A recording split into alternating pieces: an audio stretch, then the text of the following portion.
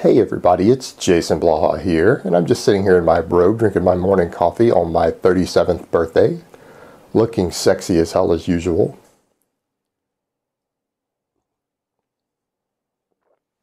And for those of you who say I don't look sexy as hell when I do these videos in my robe, nobody cares what you think. I didn't ask you shit. So this will be the only video I do today because I've got to train today, got to train my wife, and then we're going to go see The Hobbit for my birthday. But I thought I would answer something that came up when I mentioned lat pull downs with my tongue-in-cheek humor yesterday in a video.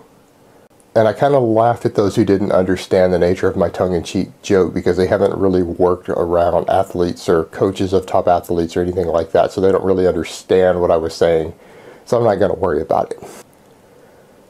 But they were asking the question of why do bodybuilders use these? Why do bodybuilders use these finishing movements? First of all, as I say over and over and over, stop trying to copy what IFBB pros do. The majority of IFBB pros have very little understanding of training knowledge or exercise science. They are good at making themselves big, but they are generally very genetically gifted, and they're on drugs that most of you can't afford. There are plenty of IFBB guys out there who have a $30,000 to $50,000 a year drug bill. And if they were to only use $5,000 worth of drugs in 1 year, they would shrink dramatically. It wouldn't be enough to maintain their size. And most of them are not really qualified to train a high school football team in the weight room. And I hate to say that, but that's true. And I've heard coaches say that publicly. The average bodybuilder could not train a high school football team in the weight room. They don't have the qualification or the knowledge to do so. Now, that being said, the reason they do these finishing moves is quite frankly because unlike naturals or low-dose drug users, they can benefit from very, very high training loads. And I'm not saying you're going to overtrain if you're natural, if you're using a very high training load, but you're probably not growing from it either.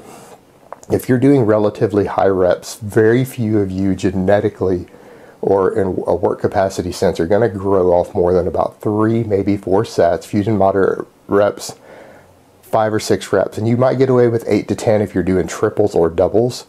But once you get past a certain training load and a certain amount of time under tension and a certain amount of volume, you simply stop growing from it. You have diminished returns with every set as it is.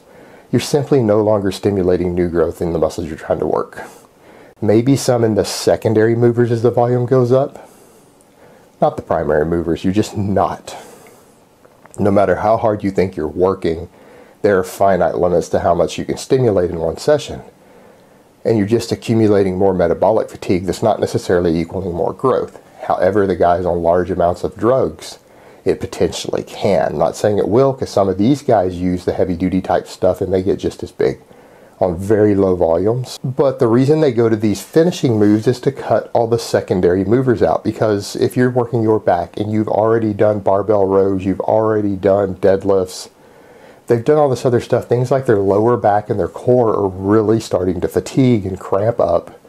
And if they want to continue to put more direct stress on the lats, they go to a really fluffy isolation movement so that they can cut out everything else and continue to induce large amounts of metabolic fatigue into that one muscle.